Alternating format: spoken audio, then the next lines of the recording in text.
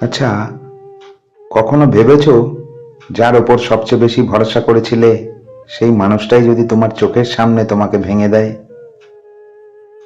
তখন একজন পুরুষ ভেতর থেকে কিভাবে বেঁচে থাকে? আজকের ভিডিওটা তাদের জন্য যারা হাসে ঠিকই কিন্তু রাতে একা হলে বুকের ভেতরটা ফাঁকা লাগে। প্রথম কথা, নিজেকে দোষ দিও না। স্ত্রীর পরকীয়া তোমার ব্যর্থতার প্রমাণ নয়, এটা তার সিদ্ধান্ত, তার চরিত্র, তার দায়। ভালোবাসা কম থাকলে কথা বলা যায়, কিন্তু বিশ্বাস ভেঙে ফেলা কোনো সমাধান না। এই কথাটা নিজেকে প্রতিদিন মনে করাও। কষ্ট চেপে রাখলে তুমি আরো দুর্বল হবে। পুরুষ বলে কাঁদবে না, এই কথা মিথ্যা। যার ভেতরে কষ্ট নেই তার চোখে জল আসে না। বন্ধু থাকলে কথা বলো, না থাকলে কাগজে লেখো। কষ্ট বের না হলে সেটা একদিন তোমাকেই ভেঙে দেবে। নিজের শরীরকে অবহেলা করো না। অনেক পুরুষ এই সময় খাওয়া দাওয়া ঘুম সব ছেড়ে দেয়। মনে রেখো, শরীর ভেঙে গেলে মনটা আরো দুর্বল হবে। প্রতিদিন একটু হাঁটো, নিয়ম করে খাও। নিজের যত্ন নেওয়াটা এখন বিলাসিতা নয়, প্রয়োজন। গোয়েন্দাগিরি করা বন্ধ করো। তার ফোন চেক করা, মেসেজ পড়া, সোশ্যাল মিডিয়া দেখা, এই সব কিছু শুধু তোমার ক্ষত আরো গভীর করে।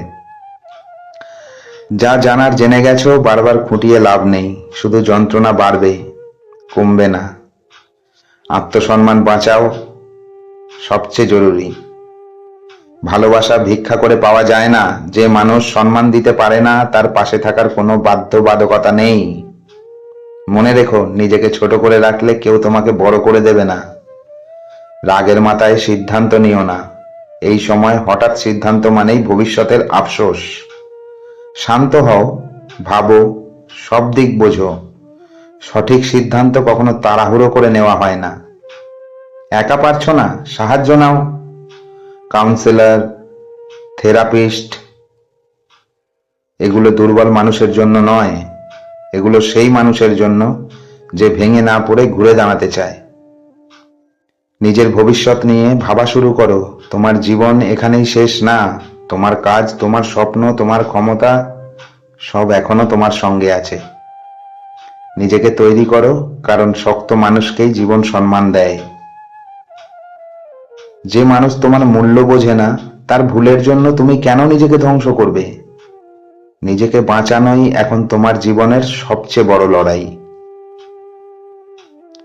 যদি এই কথাগুলো তোমার মনের সঙ্গে মিল খায়, তাহলে একা ভেবো না, তুমি একা নও।